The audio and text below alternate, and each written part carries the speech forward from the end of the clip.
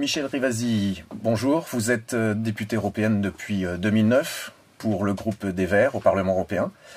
En tant qu'eurodéputée, vous avez eu accès au contrat de la Commission européenne avec les laboratoires pharmaceutiques. Comment vous avez appris que vous pouviez voir ces contrats? C'est d'abord un vrai combat pour obtenir le fait de voir un contrat qui vient en fait du laboratoire pharmaceutique CureVac. Pour tout vous dire, en septembre, on a voté d'urgence une rallonge sur le budget européen de 2,1 milliards d'euros pour les laboratoires pharmaceutiques, pour booster les laboratoires pharmaceutiques, pour qu'ils fabriquent ces vaccins. Bon. En novembre, on a commencé à dire « Ok, vous êtes en train de négocier avec les labos, mais on veut une transparence pour savoir combien vous donnez à chaque labo. C'est quoi le calendrier de la négociation ? Et est-ce qu'on pourrait avoir accès aussi à tous les lieux de future production des vaccins ? Parce que d'abord, il faut produire le vaccin, mais après, il faut fabriquer le vaccin. Eh bien, là-dessus, chaque fois, on nous disait, notamment c'était la Commission, « Ah, mais on peut pas vous les donner tant qu'on est en négociation. Parce que quand on est en négociation, on peut pas donner tous les chiffres. » Bon, alors on a attendu, et puis après, on voit qu'on négocie avec 5 labos, puis 6 labos, puis 7 labos. Alors on leur a dit, mais ça y est, les négociations sont faites. Ah oui, mais on est en train de négocier avec un 8e labo. Et tant que... J'ai dit, mais demain, ça sera un 9e. Donc à partir du moment où les négos sont finis, où les contrats ont été signés, on veut avoir accès à ça. Et on a insisté. Et alors, moi, d'autant plus que je suis à la commission contrôle budgétaire. Donc mon rôle, c'est de contrôler, vous voyez, l'exécutif, donc la commission, en fonction de qu'est-ce qu'ils ont fait du budget européen qu'on a voté.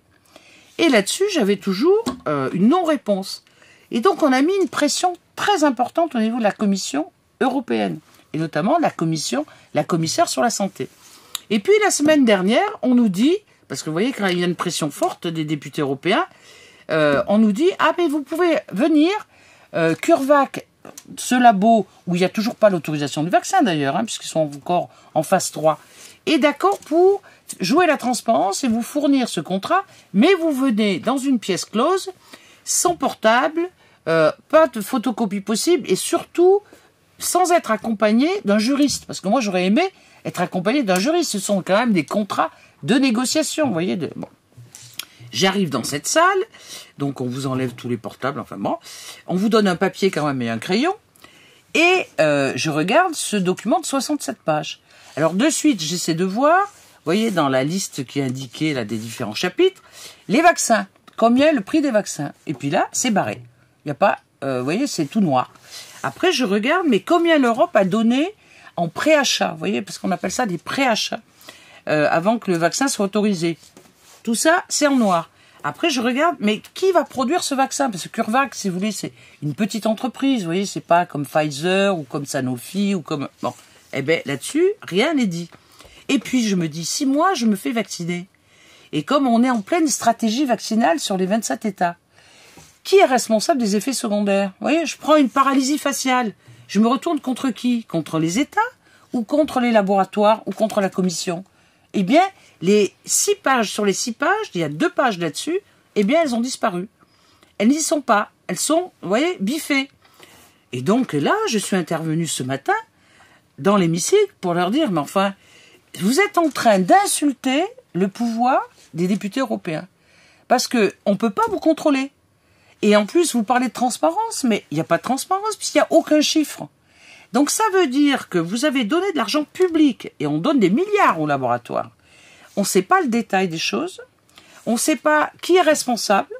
On ne sait pas qui va indemniser, par exemple, des personnes qui vont avoir un effet secondaire. Et regardez les dernières infos qu'on a sur la Norvège, vous voyez, qui a participé aux achats groupés.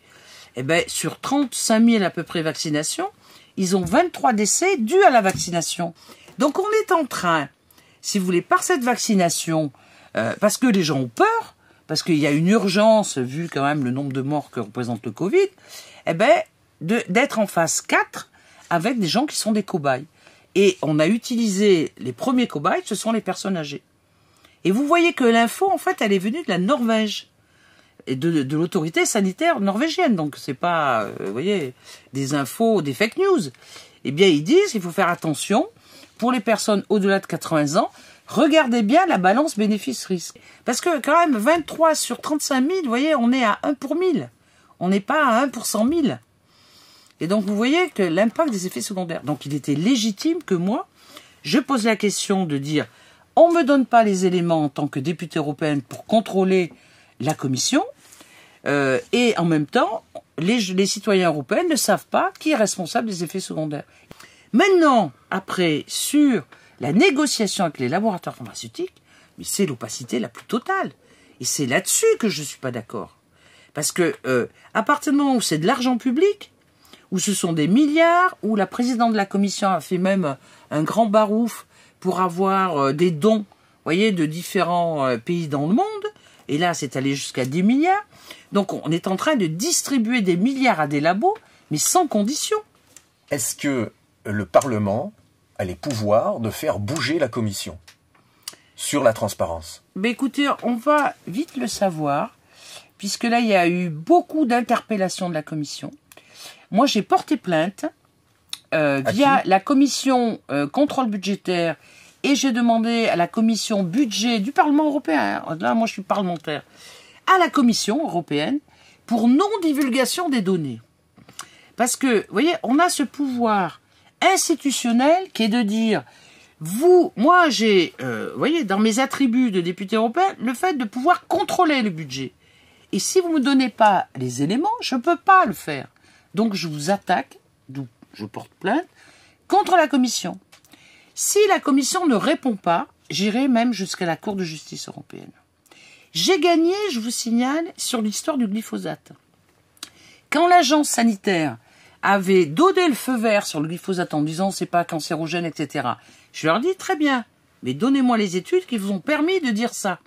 On me répond secret d'affaires. Ce sont des études qui ont été financées par Monsanto et la clique. Je ne peux pas vous les donner. Si je vous les donne, ils m'attaqueront en justice. Très bien. J'ai attaqué à la Cour de justice européenne en disant comment, sur un produit qui est utilisé dans le monde entier, le glyphosate, on ne peut pas fournir, avoir accès aux études, voyez, pour donner ce feu vert ou ce feu rouge sur l'utilisation du glyphosate. Eh bien, la Cour de justice européenne m'a donné gain de cause. Et la Cour de justice a dit, dans le cas d'une sécurité sanitaire, eh bien, le secret d'affaires ne s'applique pas.